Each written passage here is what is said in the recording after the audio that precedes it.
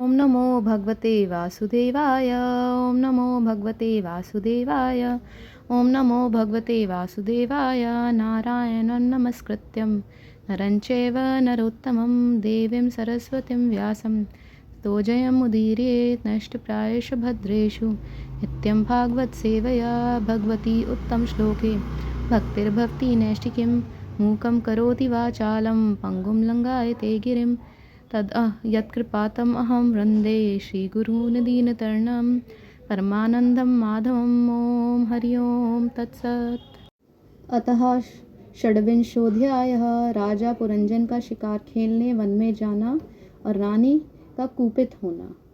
नारद उवाच सा एकदा महेश्वासो रथं पञ्चाश्वम् आशुगं द्विषं द्विचक्रम् एकाक्षं त्रिवेणुं पञ्चबन्धुरम् एकरश्मि एकदमनम् एकनीडं द्विकुबरं पञ्चप्रहारणं सप्तावरुद्धं पञ्चविक्रमं हेमपुष्करम् आरुह्य स्वर्णवर्माक्षय येषुधि एकादशाचमु नाथः पञ्चप्रस्थम् अगाधवनम्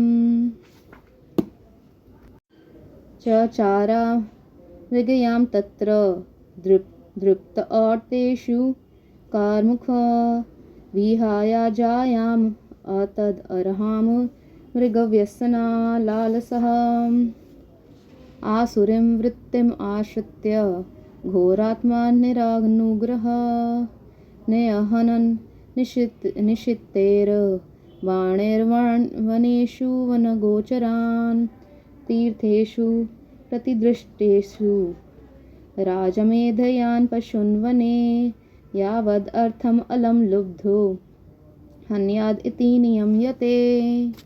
या एवं करणीयतं विद्वान् कुर्वता मानवा कर्मणा तेन राजेन्द्र ज्ञानेन न सलिप्यते। अन्यथा कर्म कुर्वाणो मानारूढो निबध्यते गुणप्रवाह पतितो नष्ट प्रज्ञो व्रजति अधः। श्री नारद जी कहते हैं, राजन, एक दिन राजा पुरंजन अपना विशाल धनुष, सोने का कवच और अक्षय तरकस धारण कर अपने 11वें सेनापति के साथ 5 घोड़ों के शीघ्रगामी रथ में बैठकर पंचप्रस्थ नाम के वन में गया। उस रथ में 2 ईशा दंड बम्ब 2 पहिए, 1 धुरी, 3 ध्वज दंड, 5 डोरियां, 1 लगाम, 1 सारथी, 1 बैठने का स्थान, 2 जुए, 5 आयुध और 7 आवरण थे। वह 5 प्रकार की चालों से चलता था तथा उसका साजबाज सब सुनहरा था। यद्यपि राजा के लिए अपनी प्रिया को क्षण भर भी छोड़ना कठिन था, किंतु उस दिन उसे शिकार का ऐसा शौक लगा कि उसकी भी परवाह न कर वह बड़े गर्व से धनुष बाण चढ़ाकर आखेट करने लगा।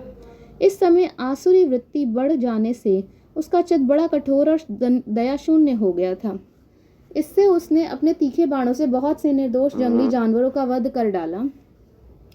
जिसकी मांस में अत्यंत आसक्ति हो, वह राजा केवल शास्त्र प्रदर्शित कर्मों के लिए वन में जाकर आवश्यकता अनुसार अनिषिद्ध पशुओं का वध करे, व्यर्थ पशु हिंसा ना करे।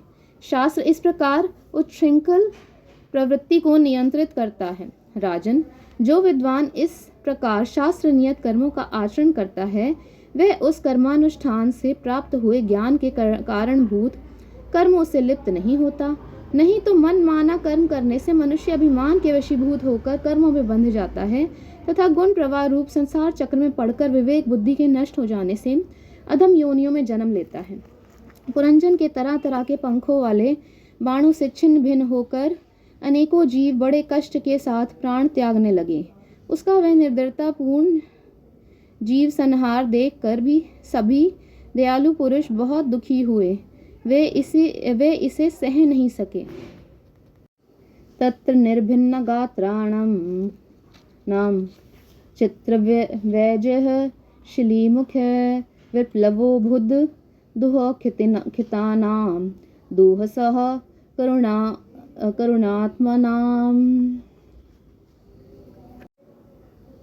शशान वराहान महिषान गव्यरुरुशल्याकान् मेधयान् अन्यांश्च विविधान् विनिघ्नन् श्रमम् अध्यगात्।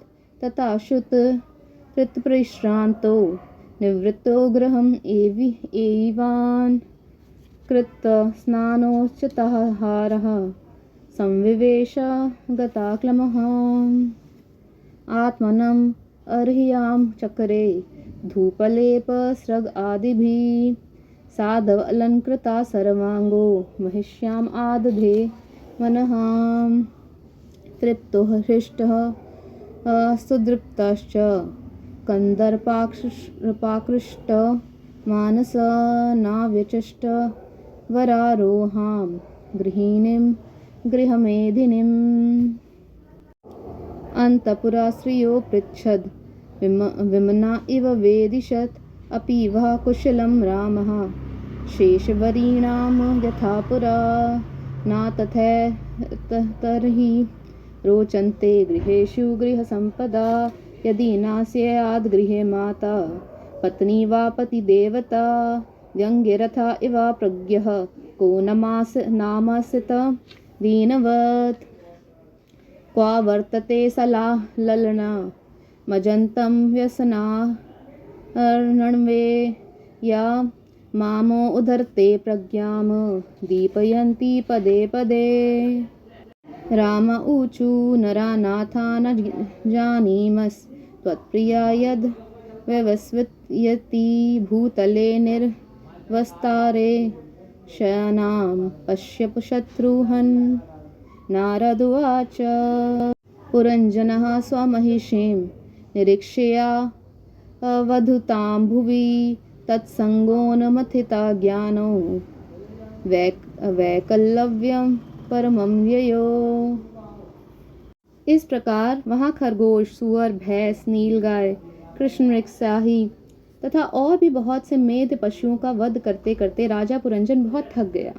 तब वह भूख प्यास से अत्यंत शिथिल हो वन से लौटकर राजमहल में आया। वहाँ उसने यथा योग्य रीति से स्नान और भोजन से निवृत्त हो कुछ विश्राम करके थकान दूर की। फिर गंध, चंदन और माला आदि से सुसज्जित हो अब अंगों में सुंदर सुंदर आभूषण पहने। तब उसे अपनी प्रिया की याद आई।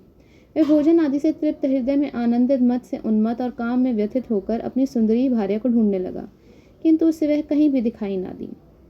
प्राचीन बरही तब उसने चित्त में कुछ उदास होकर अंतःपुर की स्त्रियों से पूछा, सुंदरियों, अपनी स्वामिनी के सहित तुम सब पहले की तरह कुशल से हो ना? क्या कारण है आज इस घर की संपत्ति पहले जैसी सुहावनी नहीं जान पड़ती? घर में माता अथवा पति परायणा भार्या न हो तो वह घर बिना पहिए के रथ के समान हो जाता है। फिर उसमें कौन बुद्धिमान दीन पुरुष के समान रहना पसंद करेगा? अतः बताओ वह सुंदरी कहाँ है जो दुख समुद्र में डूबने पर मेरी विवेक बुद्धि को पद पद पर जागृत करके मुझे उस संकट से उबार लेती है? स्त्रियों ने कहा, नरनाथ, मालूम नहीं आज आपकी प्रिया ने क्या ठानी है। शत्रु दमन देखिए, वे बिना बिछौने के पृथ्वी पर ही पड़ी हुई हैं। श्री नारद जी कहते हैं, राजन, उस स्त्री के संग से राजा पुरंजन का विवेक नष्ट हो चुका था, इसलिए अपनी रानी को पृथ्वी पर अस्त व्यस्त अवस्था में पड़ी देखकर वह अत्यंत व्याकुल हो गया। उसने दुखित हृदय से उसे मधुर वचनों द्वारा बहुत कुछ समझाया, किंतु उसे अपनी प्रेयसी के अंदर अपने प्रति प्रणय कोप का कोई चिन्ह नहीं दिखाई दिया। सांत्वयन् श्लक्ष्णया वाचा हृदयेन विद्युत प्रेयस्यसः स्नेहा समरंभ लिंगम आत्मनि नाभयगत। अनुनिन्ये था शनाकेर वीरो न्यूनन्या कोविदा। पस्पर्शः पादयुगलम् आह चोत्संगः लालितां। पुरंजना उवाच, नूनं तव आकृता पुण्यास्ते भृत्यादेष्व ईश्वरः शुभे कृतः गाहस्व आत्मसात् कृत्वा शिक्षादण्डं न युञ्जते।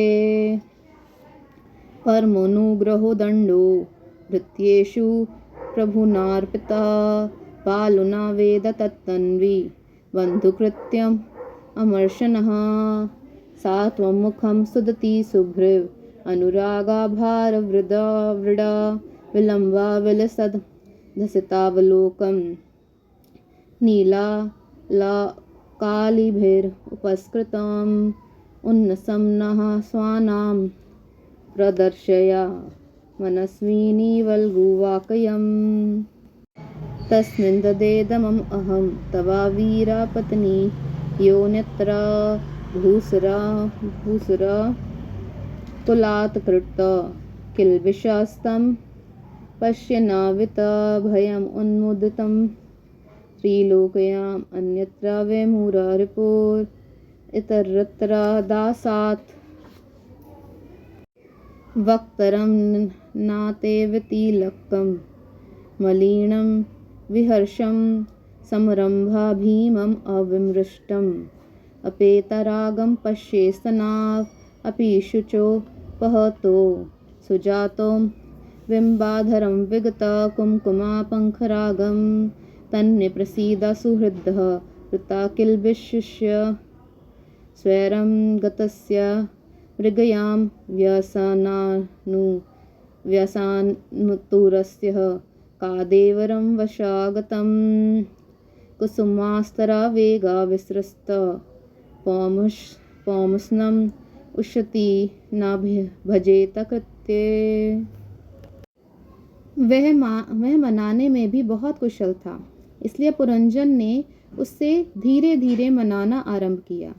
उसने पहले उसके चरण छुए और फिर गोद में बिठाकर बड़े प्यार से कहने लगा। पुरंजन बोला, सुंदरी, वे सेवक तो निश्चय ही बड़े अभागे हैं जिनके अपराध करने पर स्वामी उन्हें अपना समझकर शिक्षा के लिए उचित दंड नहीं देते। सेवक को दिया हुआ स्वामी का दंड तो उस पर बड़ा अनुग्रह ही होता है।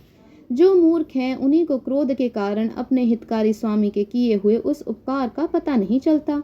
सुंदर दंतावली और मनोहर भौह से शोभा पाने वाली मनस्विनी, अब यह क्रोध दूर करो और एक बार मुझे अपना समझकर प्रणय भार तथा लज्जा से झुका हुआ एवं मधुर मुस्कानमयी चितवन से सुशोभित अपना मनोहर मुखड़ा दिखाओ।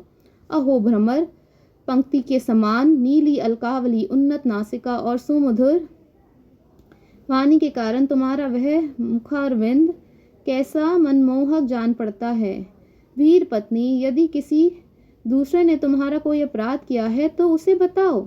यदि वह अपराधी ब्राह्मण कुल का नहीं है तो मैं उसे अभी दंड देता हूँ। मुझे तो भगवान के भक्तों को छोड़कर त्रिलोकी में अथवा बाहर ऐसा कोई नहीं दिखाई देता जो तुम्हारा अपराध करके निर्भय और आनंद पूर्वक रह सके। प्रिय, मैंने आज तक तुम्हारा मुख कभी तिलकहीन, उदास, मुरझाया हुआ, क्रोध के कारण डरावना, कांतिहीन और स्नेह शून्य नहीं देखा और ना कभी तुम्हारे सुंदर स्तनों को ही शोकाश्रु से भीगा तथा बिंबा फल सदृश अधरों को स्निग्ध केसर की लाली से रहित देखा है। व्यसनवश तुमसे बिना पूछे शिकार खेलने चला गया, इसलिए अवश्य अपराधी हूँ। फिर भी अपना समझकर तुम मुझ पर प्रसन्न हो जाओ। कामदेव के विषम बाणों से अधीर होकर जो सर्वदा अपने अधीन रहता है, उस अपने प्रिय पति को उचित कार्य के लिए भला कौन कामनी स्वीकार नहीं करती। इति श्रीमद्भागवते महापुराणे पारमहंस्यां संहितायां चतुर्थस्कन्धे पुरंजनोपाख्याने षड्विंशोऽध्यायः। ओम हरि ओम तत्सत्।